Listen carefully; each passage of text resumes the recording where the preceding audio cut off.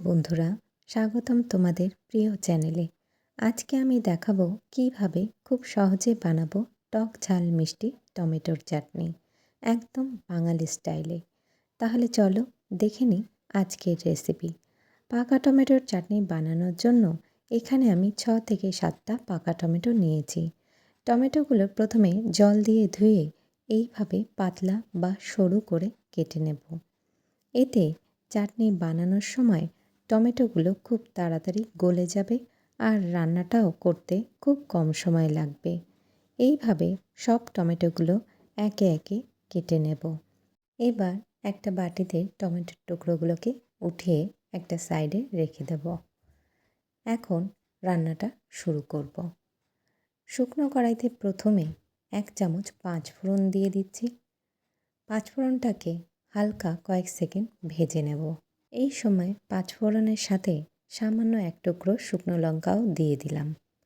এতে মশলাটার স্বাদটা আরও বাড়িয়ে দেবে। মশলা থেকে সুন্দর একটা গন্ধ বেরিয়ে এসেছে। এখন ফ্লেমটাকে অফ করে মশলাটা গুঁড়ো করে রেখে দেব। এরপর কড়াইয়ে 2 চামচ সর্ষের তেল দিয়ে দেব। আর তেলটা গরম হলে এর মধ্যে ফোড়নে দিয়ে দিচ্ছি একটা গোটা শুকনো লঙ্কা আর হাফ চা চামচ 5 ফোড়ন। ফোড়নটা একটু খুন্তি দিয়ে নেড়েচেড়ে ভেজে নিয়ে এর মধ্যে এখন দিয়ে দিচ্ছি 1 চা চামচ গ্রেট করা আদা। আদাটা একটু ভেজে নিয়ে এর মধ্যে হাফ চা চামচ হলুদ গুঁড়ো আর পরিমাণ মতো নুন দিয়ে একটু নেড়েচেড়ে এখন এর মধ্যে দিয়ে দেব কেটে রাখা টমেটো কুচি। টমেটো কুচি দিয়ে এবার মাঝারি আঁচে মশলার সাথে কষিয়ে নেব যতক্ষণ না টমেটোর কাঁচা গন্ধ চলে যায়। এবার দেখুন টমেটোর রঙটা পরিবর্তন হয়ে গেছে আর 2 থেকে 3 মিনিট কষিয়েও নিয়েছি।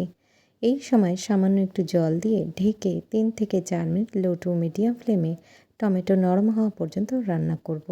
এবার ঢাকা সরিয়ে খুন্তি দিয়ে টমেটোগুলো গলিয়ে দেব আর মিষ্টির জন্য হাফ কাপ চিনি অ্যাড করব। আপনারা এই সময় চিনির জায়গায় গুঁড়ো দিতে পারেন। এবার চিনিটা টমেটোর সাথে ভালো করে মিশিয়ে নেব যতক্ষণ না চিনিটা গলে যায়। এই টমেটোর চাটনি গরম ভাত, খিচুড়ি বা পোলাওয়ের সাথে কিন্তু দারুণ লাগে। শীতকালে প্রায় অনেকের বাড়িতেই টমেটোর চাটনি হয়ে থাকে। আর যদি এইভাবে টমেটোর চাটনি বানিয়ে নেওয়া যায় তাহলে কিন্তু খেতে বারবার ইচ্ছা করবে, যেন মনে করিয়ে দেবে অনুষ্ঠান বাড়ির চাটনি খাচ্ছি। চিনিটা গলে গেলে এরপর 2 টেবিল চামচ তেঁতুলের কাঠ দিয়ে দিয়েছি আর এরই সাথে সামান্য একটু লাল লঙ্কার গুঁড়ো। এই টমেটোর চাটনিতে কিন্তু খুব বেশি ঝাল হয় না, তাই ঝালের জন্য লঙ্কা বা লঙ্কার গুঁড়ো সামান্যই রাখা ভালো। এবার চাটনিটা গাঢ় হয়ে এলে এখন দিয়ে দিলাম ভিজিয়ে রাখা কয়েকটা কাজু বাদাম ও কিশমিশ আর এরই সাথে সবশেষে দিয়ে দেব ভেজে রাখা 5 ফোড়নের গুঁড়ো। এবার ফ্লেমটাকে অফ করে দেব। তৈরি করে নিলাম টক ঝাল মিষ্টি মজাদার টমেটোর চাটনি।